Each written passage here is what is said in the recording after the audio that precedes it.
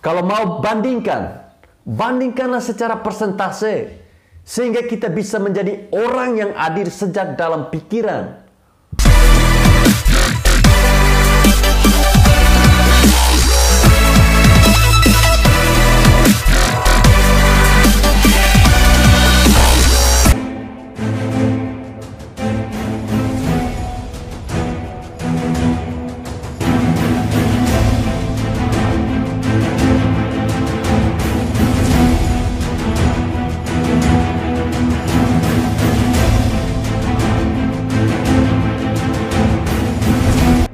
NTT nggak pernah demo jika BBM naik, seberapa mahal pun pasti kita beli. Betul, di NTT itu memang tidak pernah demo BBM naik, apalagi kalau cuma naik 1000 lebih.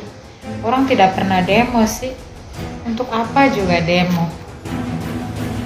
Nona pubelis mahal saja, kakak bayar. Sarung mahal saja kakak bayar, apalagi cuma BBM yang naik 1000 rupiah. Rasa-rasanya tidak perlu kami berdemo. Assalamualaikum warahmatullahi wabarakatuh.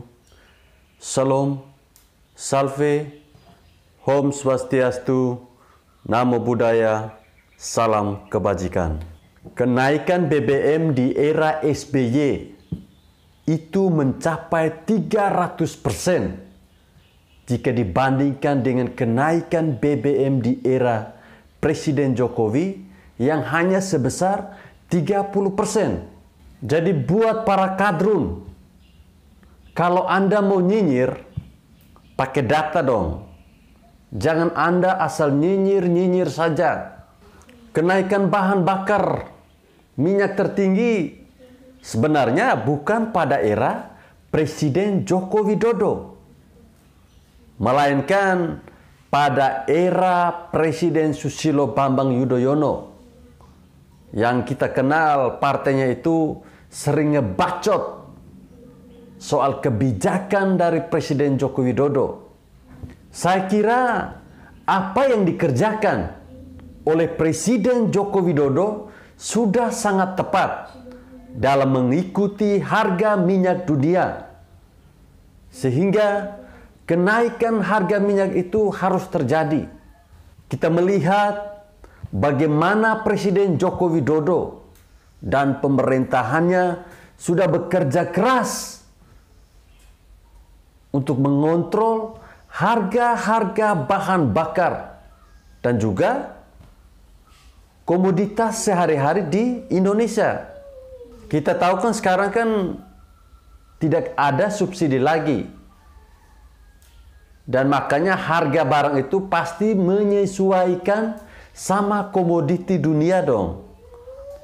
Nah, terlepas dari kinerja para menteri yang tidak becus dan seringkali bikin kita naik tensi, seperti Menteri Perdagangan yang tidak becus kerja. Tapi setidaknya Presiden Joko Widodo mengontrol para menteri-menterinya. Agar apa? Agar tidak semakin ngaco. Salah satu yang dikerjakan oleh Presiden Joko Widodo dalam mengontrol para menterinya adalah memecat orang-orang yang tidak becus. Siapa lagi kalau bukan orang seperti Rizal Ramli, Anies Baswedan, Sudirman Said, dan juga tentunya masih banyak lagi. Sedangkan SBY punya menteri yang tidak becus kerja dan dibiarkan begitu saja. Lihat itu yang like konten Twitter itu, sambil ngoceh bahwa internet cepat. Buat apa? Dari kinerja menteri yang selevel sama Juragan Panci. Makanya tidak heran kita melihat harga kenaikan BBM di era SBY itu menduduki posisi persentase yang tertinggi setelah eranya Soeharto. Saya kira orang-orang yang ada di dalam Partai Demokrat ini harus melihat fakta dan data yang ada di lapangan. Lihatlah para oposisi. Mereka hanya bisa nyinyir dan mengkritisi kebijakan Presiden Joko Widodo dalam kenaikan harga BBM yang merupakan penyesuaian terhadap harga minyak dunia akibat dari perang Ukraina dan Rusia. Makanya kalau dia naik, ya itu wajar-wajar sajalah. Saya juga merasa isi bensin di era Jokowi itu tidak ada beban kok. Karena secara persentase inflasi masih kecil sekali. Lebih enteng malah isi bensin di era Jokowi.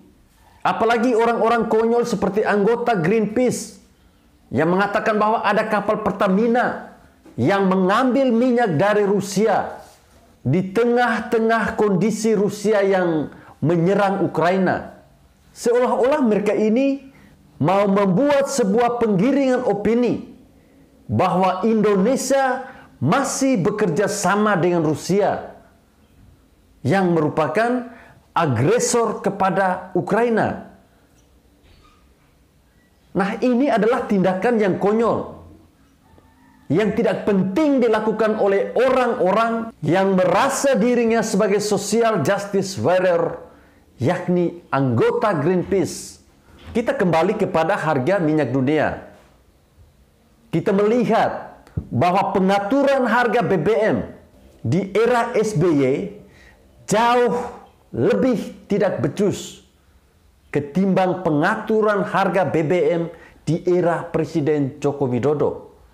Kenaikan harga itu wajar karena memang adanya inflasi dan kondisi ekonomi yang terus berkembang.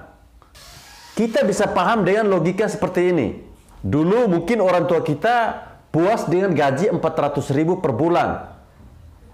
Dan mereka bahkan bisa melakukan cicilan rumah tanpa harus memikirkan ini, memikirkan itu.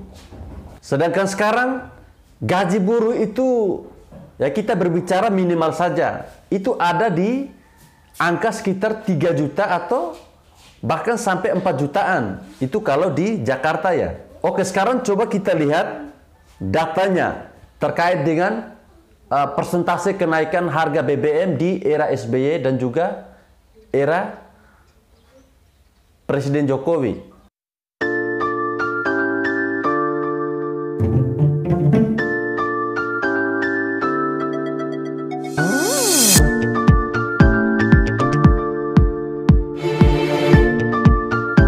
Nah, dari data ini kita bisa melihat bahwa kenaikan dari 1.800 menjadi 6.500, artinya itu naik sudah 300%, alias 3 kali. Sedangkan dari 2009 sampai 2022, di era Presiden Jokowi, harga BBM itu dari 6.500 naik menjadi 7.800 untuk bahan yang lebih bagus. Artinya di era Presiden Jokowi hanya sekitar 30-an%. Ini kita berbicara data. Inilah yang kita sebut dengan kenaikan nilai uang dan penyesuaiannya. Dengan kenaikan harga komoditi, itu akan diikuti dengan kenaikan pendapatan. Secara makroekonomi kita bisa melihat bahwa nilai tukar uang itu semakin lama semakin tinggi. Dan itu adalah hal yang lumrah. Namun harus kita akui bahwa kenaikan pendapat itu selalu didahului oleh kenaikan harga barang-barang maupun komoditas. Jadi kita tidak hanya bisa melihat dari nominal saja untuk sekarang. Kita harus melihat dari persentase kenaikan harga. Supaya kita bisa melihat keadilan di sana. Kalau kita bandingkan persentase, barulah kita bisa bicara soal adu kinerja. Tidak seperti Andi Arief dan orang-orang pendukungnya Anies Baswedan. Seperti Helmi Felis yang selalu mengkritik Presiden Joko Widodo dan beberapa orang-orang baik lainnya seperti Ahok. Ini kan kritikan buta yang dilandaskan dalam kebencian.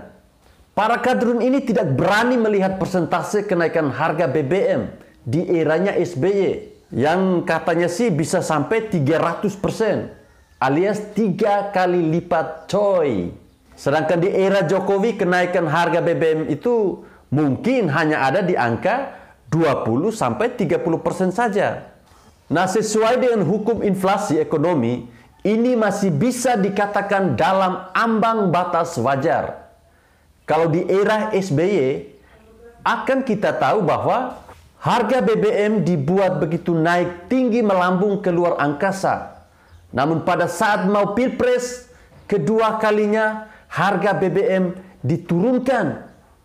Supaya Yusuf Kala dan pasangannya apa? Kalah. Kan kadrun namanya itu.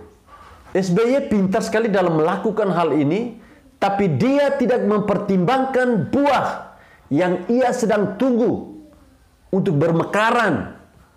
Yaitu apa? Buah dari kegagalan dan kesalahan dalam strategi mempermainkan harga minyak. Pada akhirnya apa? Perusahaan Petral pun dibubarkan oleh Presiden Jokowi dan membuat banyak orang kena petir. Kalau mau bandingkanlah secara persentase sehingga kita bisa menjadi orang yang adil sejak dalam pikiran.